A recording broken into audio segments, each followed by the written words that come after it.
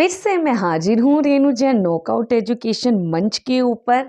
आप सभी का स्वागत करती हूँ और ऐतिहासिक सफ़र की ओर ले चलती हूँ। पौराणिक कहानियों का अपना ही एक अलग आनंद और अपना ही एक अलग मज़ा है।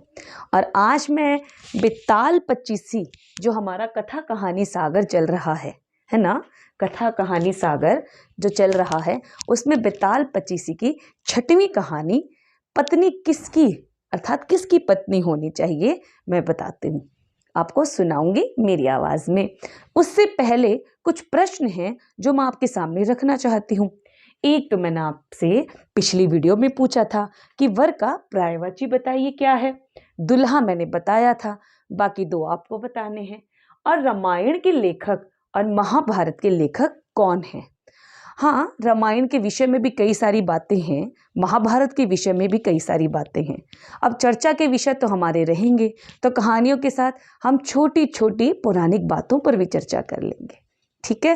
तब तक के लिए आप मुझे इनके उत्तर लिख भेजिए और फिर मैं आपको इनके लेखकों से जुड़ी भी एक एक दो अच्छी अच्छी बातें बताऊंगी जो आपके लिए ज्ञानवर्धक भी हैं और इतिहास को जानने के लिए आवश्यक भी हैं। मैं रेणु जैन आपका बहुत बहुत अभिनंदन करती हूँ मेरे मंच नॉकआउट एजुकेशन पर, एक ऐसा मंच जिसने आपको पढ़ाने के साथ साथ आपकी संस्कृति से भी आपको जोड़ने का प्रयास कर रहा है। संस्कृति क्या है, हमारा कल्चर क्या है, ये आपको बताने का प्रयास हम करेंगे। छोटी छोटी और महत्वपूर्ण बातें भी हम आपको बताएंगे। हमारा प्रयास रहेगा पूर्ण शोध के साथ, जो भी आपको बताएं पूर्ण शोध के साथ बताएं। तो चलिए हम शुरू करते हैं। विक्रम बेताल पचीसी कथा भाग 6, पत्नी किसकी।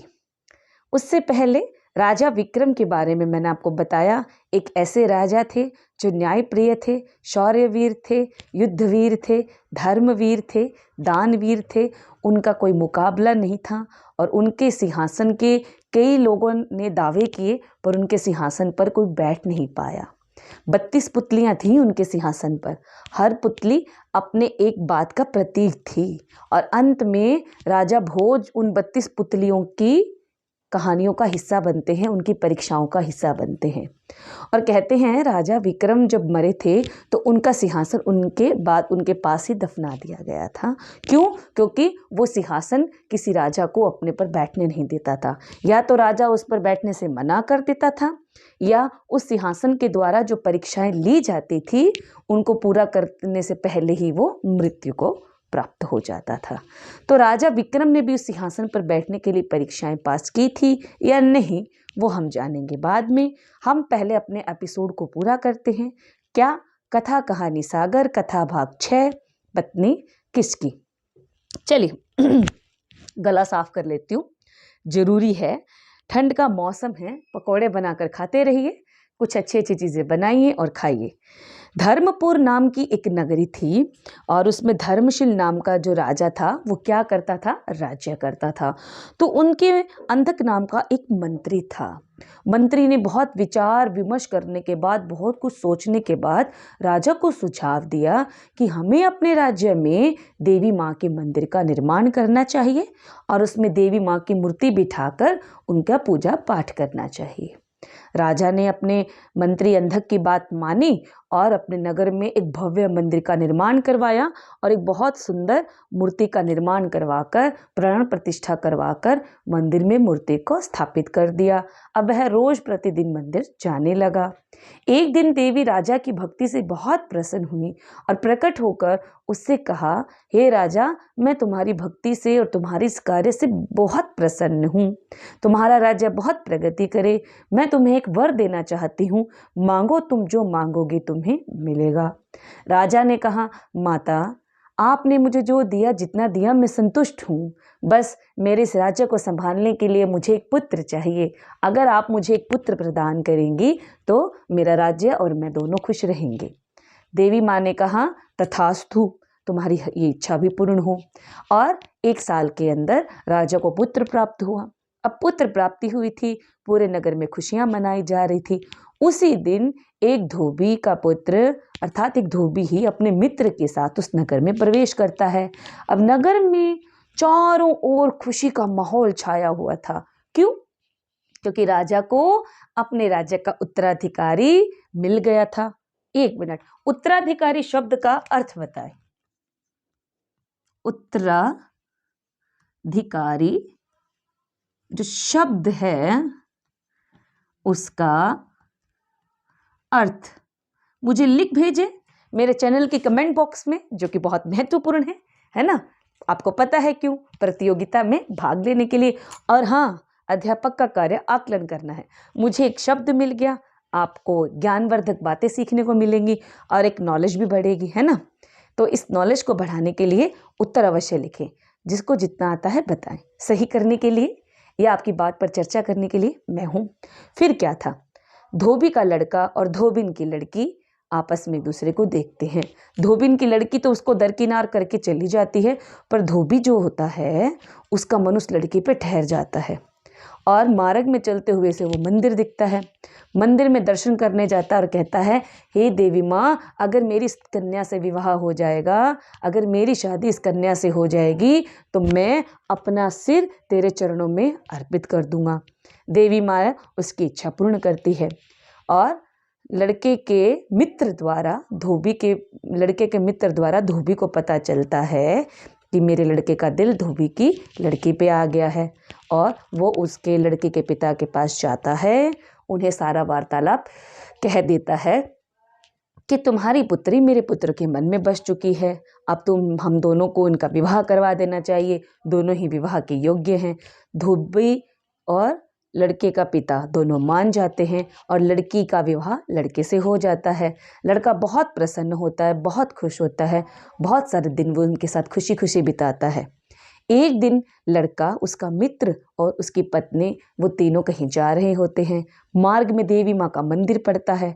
धोबी के लड़के को अपना वचन याद आता है कि मैंने देवी माँ से प्रण लिया था कि जब मेरी शादी इस कन्या से हो जाएगी तो मैं अपना सर तुम्हारे चरणों में भेंट करूँगा। लड़के को जैसे ही अपना वचन याद आया, उसने लड़की को बोला और अपने मित्र को बोला, तुम ठहरो, मैं आता हूँ। लड़का मंदिर में गया, तलवार निकाली और एक झटके से अपने धड़ को अलग करके देवी माँ के चरणों में अर्पण कर दिया। अब वो लड़की और उसका मित्र दोनों इंतजार करते रहे। मित्र ने कहा, भाभी आप यहाँ ठहरे, मैं देख के आता हूँ। क्या हुआ? जैसे ही लड़की का मित्र मंदिर में पहुंचता है, वो देखकर स्तब्ध हो जाता है कि ये क्या, लड़के ने अपने प्राण दे दिए। मित्र ने सोचा, दुनिया बहुत बुरी है, वो मेरी बात कही सच्ची नहीं मानेगी और मैं जो कहूँगा वो उनको झूठ लगेगा। सब ये सोचेंगे मित्र की पत्नी बहुत सुंदर थी, इसलिए उसने अपने मित्र को मारा और लड़की को अपना बनाने का प्रयास किया। तो उसने कहा, ऐसे करने जीने से और ऐसा कुछ सुनने से तो अच्छा है मैं मर जाऊं। और उसने भी अपना सर तलवार से अलग करके कर दिया। लड़की सोचती रही कि दोनों मित्र आखिर मंदिर में चले गए, देवी माँ के दर्शन अभी तक समाप्त नहीं हुए। और ऐसा सोचकर वह भी मंदिर में आती है और देखकर स्तब्ध रह जाती है और कहती है कि दुनिया यही सोचेगी कि लड़की ने ही कितनी बुरी औरत है कि इसने अपने पति और उसके मित्र को मार दिया। और फिर ऐसी वैसी गलत बातें सुनने से अच्छा है मैं अपना जीवन समाप्त कर लूँ, क्योंकि मेरे जीवन में जब मेरा पति ही नहीं रहा तो मैं किसकी रहूँगी।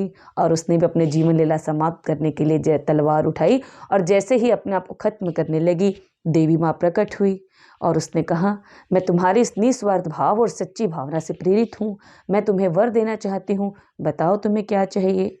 उसने कहा, देवी माँ, मेरे जीवन में मेरे पति से बढ़कर कोई नहीं है और उनके जीवन में मैं और उनका मित्र दोनों ही आवश्यक हैं, तो आप इन दोनों को जीवित कर दीजिए ताकि इनके कारण मेरे ऊपर जो लगने वाला लांछन है वो दूर हो जाए।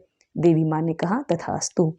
और उसने कहा कि तुम दोनों के सिर उनके धड़ के साथ लगा दो। यहाँ ट्विस्ट क्या आता है कहानी में? कहानी में ट्विस्ट आता है, लड़की दोनों के सर अलग अलग लगा देती है। पति का सर उसके मित्र के धड़ के साथ और मित्र का सर अपने पति के धड़ के साथ लगा देती है। धड़ लगा देती है, सर लगा देती है और दूर हो जाती है। देवी माँ उनके ऊपर अमृत की एक एक बूंदे डालती है और उन दोनों को जीवित करके प्राणदान देके अदृश्य हो जाती है। तीनों देवी माँ के दर्शन करते हैं, परंतु जब उन्हें पता लगता है कि हमारे सर क्या हैं, एक्सचेंज हो चुके हैं, मतलब अलग अलग गलत धड़ के ऊपर गलत सर लग चुके हैं, तो वो आपस में झगड़ने लगते हैं। वो कहता है ये मेरी पत्नी है, वो कहता है ये मेरी पत्नी है, वो कहता है मैं इसके साथ जाऊँगा, वो कहता है मैं इसके साथ जाऊँगा। लड़की परेशान हो जाती है। तभी कहानी का ट्विस्ट बोल पड़ता है। कहानी का ट्विस्ट कौन है? कहानी सुनाने वाला, कथावाचक, कहानीवाचक। कहानीवाचक कौन है 25वीं में? बेताल। कहानी किसको सुना रहा है? राजा विक्रम को। और उससे प्रश्न करता है कि बताओ राजा विक्रम, लड़की को किसे पति मानना चाहिए? सही मायने में वो किसकी पत्नी है? विक्रम बहुत मीठी मुस्कुराहट के साथ मुस्कुराते हैं और कुछ देर तक विचार करते हैं, बोलते नहीं हैं। बेताल अपनी आदत से मजबूर कहता है, बताओ मित्र, जल्दी बोलो, परिणाम तुम जानते हो। मुझे तो वापस जाना ही है तुम्हारी कैसे छूटकर, पर नहीं बोलोगे तो अपने प्राणों से हाथ धो दोगे। फिर सोचो, ये तुम्हारा इतना बड़ा राज्य है, राजा विहीन कैसा लगेगा। तभी राजा विक्रम बोलते हैं, ऐसी ही इच्छा है तुम्हारी तो सुनो। जिस धड़ के ऊपर उस लड़की के पति का सर है, पत्नी वो उसी की हुई। क्योंकि धड़ कोई मायने नहीं रखता, सर से ही तो पता लगेगा ना कि वो उस लड़की का पति है। तो उसका असली पति जिसके धड़ पर उसके पति का सर है, वह उसी की ही पत्नी है और उसे उसी के साथ ही जाना चाहिए। तब बेताल ने कहा, एकदम सही जवाब तुमने, मैं बोला और मैं चला। अब मैं मिलता हूं तुमसे अगले सफर में। और इस प्रकार विक्रम गुस्सा होते हुए, बेताल रुक जाओ, बेताल रुक जाओ, मैं आ रहा हूं बेताल। और जैसे ही वो वापस उसे लेने के लिए बढ़ते हैं, भयंकर मंजर सामने आता है। शेर दहाड़ रहे हैं, उल्लू बोल रहे हैं, सांप पैरों में लौट रहे हैं। भयानक सा सीन हो जाता है, भयानक दृश्य हो जाता है। पर राजा विक्रम पिछले 6 सफ़र की तरह 7वें सफ़र पर भी वापस चल पड़ते हैं। तो इसी के साथ मैं रेणुजन आपसे प्रश्न पूछ चुकी हूँ, उत्तर लिख भेजिए। और बाकी की 6 कहानियों में आपने भी क्या सीखा, गहराई से मुझे बताइए। और अपने जीवन के लक्ष्य को प्राप्त करने के लिए अपने ध्यान को अपने लक्ष्य पर रखें। हो सके तो सुबह ब्रह्म मुहूर्त में उठकर ध्यान लगाने का कार्य करें। ध्यान हमारी इंद्रियों, मन को, शरीर को संतुलित रखता है, हमारे कौशल को बढ़ाता है, बुद्धि को बढ़ाता है। अब आप पर है कि आप क्या करना चाहते हैं, क्या नहीं। मेरा कार्य आपको बताना और समझाना है। इसी के साथ मैं रेणुजन आपसे विदा लेती हूँ। मिलती हूँ कथा सागर के अगले एपिसोड में एक नई कहानी के साथ, एक नए ऐतिहासिक सफ़र पर और कुछ बातों के साथ, चर्चा के साथ। तब तक के लिए जय हिंद।